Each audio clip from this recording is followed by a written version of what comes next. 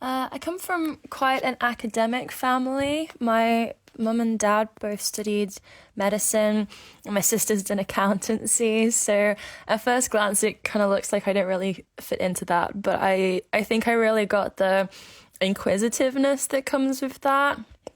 Like I'm always questioning everything and investigating and experimenting. A lot of philosophy and psychology and literature comes into my practice as well, which are things I really became interested in through talking about them with my dad. I think a lot of my influences come from childhood. I always had a really overactive imagination, and I feel really lucky that it's stayed with me all this time. I always get told that I still have this sense of childlike wonder because I get so excited about really small things like how fluffy a donut is or a house looking like it has a funny face. And as someone that struggled with my mental health for most of my adult life, I feel like holding on to this excitement and playfulness really helps me in my day to day. So in my art practice, I'm really trying to extend this to other people in the hopes that they start looking at the world this way and that it helps them feel. I really love artists who highlight the beauty and strangeness in the everyday, in places that we might never have noticed it. One of my favorites is Tom Friedman or Friedman. I don't know how to pronounce his last name. He has a talent for sort of taking simple objects and overcomplicating them. And it's like by doing that, he's appreciating the beauty in what it was before. My favorite piece by his that I think really sums up this point is a plank of wood painted with acrylic paint to look exactly like itself. I just love that. I really love that. I really love Noel Fielding as well. Just his completely nonsensical absurdity, especially his TV show Mighty Boosh, where it's like the whole world is made out of cardboard and paper mache. I really. I'm studying for a master's degree right now, so I'm really trying to use it to deepen my understanding of my practice and why I make what I make. It's obviously a good time to just have a play and like do loads of research and stuff. And I'm trying to experiment with as many new materials as I can. So I'm currently working on a welding sculpture and some resin pieces, which those are things that I've never really done before. So just, trying to really focus on learning new skills and seeing what materials I can play. Apart from being broke, me and my friends have been talking a lot about how hard it is to get the work-life balance right, because you don't have set working hours. So we often find ourselves becoming so absorbed in our work and we forget to relax and have fun and see people. I obviously really love what I do and I don't really see it as work, but it is work. And I end up doing like 2 or 3 weeks of like 8 to 10 hour days with no break. And I'm like, oh my God, why am I so burnt out? I've barely done anything. And then I think back and realize actually how much I have been working.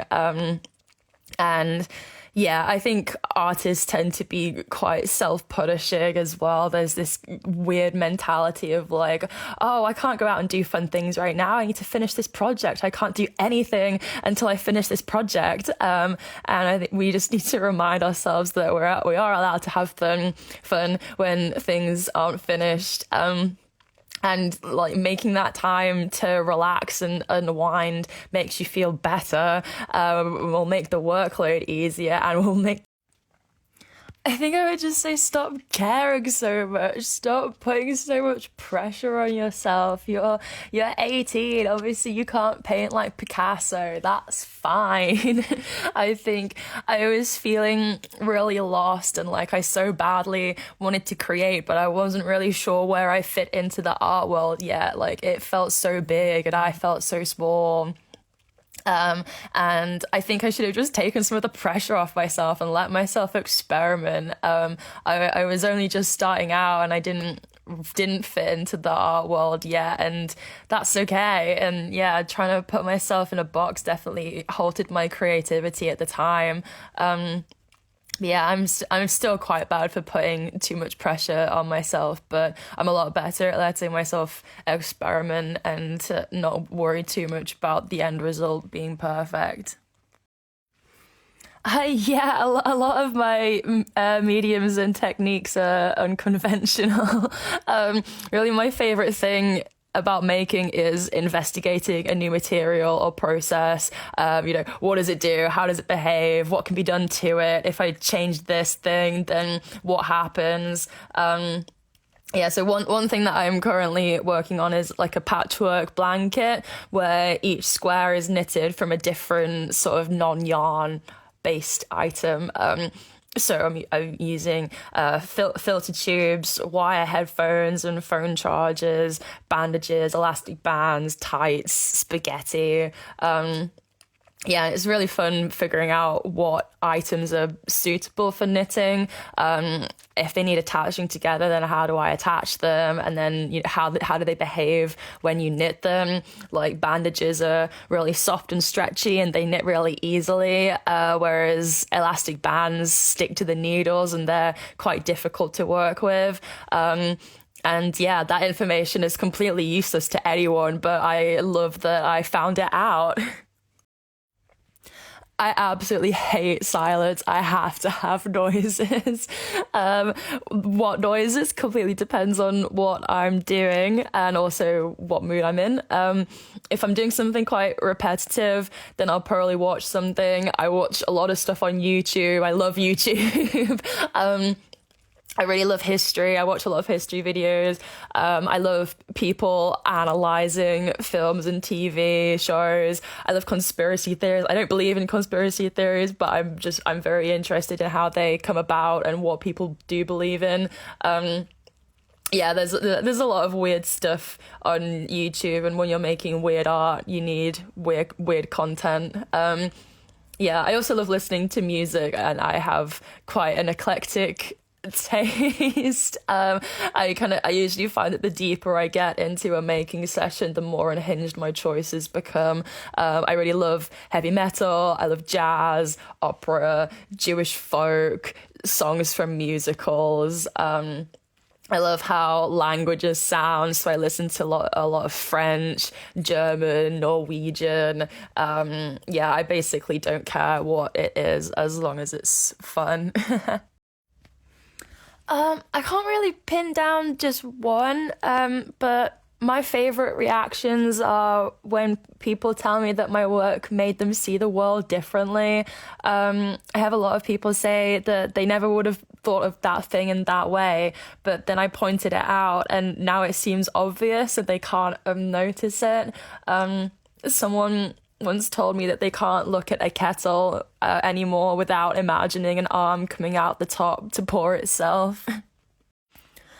This is something that I was really trying to figure out for quite a long time. I've always just made whatever came into my head, and when people asked me this question, I really struggled. I knew that absurdity and surrealism were important to me, but I couldn't really explain why.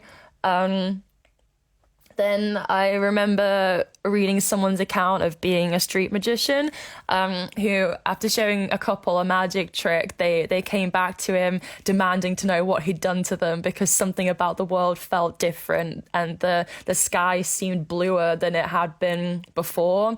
But he hadn't done anything to the sky and he hadn't, hypnotized them or anything like that. It seems that by showing these people this one magic trick, he'd brought them back to this moment of being a child and seeing something for the first time, and he'd restored that wonder and excitement about the world that we all have as a child and lose as we grow up. I think with my art, I'm trying to do that as well. I'm trying to bring people back to that feeling of everything being new and anything could be anything. And I hope that it gives them a new perspective of a world that's filled with humor and absurdity. And I hope that they take that into their everyday because it makes being an adult so much better. Thank you for listening to my rambling. I really hope you got something out of it. I do actually have a few shows lined up for the new year, but none of them have been announced yet. So you'll just have to find me on socials. It's Phee Makes Things on Instagram and just Phee Jefferies for my YouTube and website. And yeah, thank you very much for having me. Bye.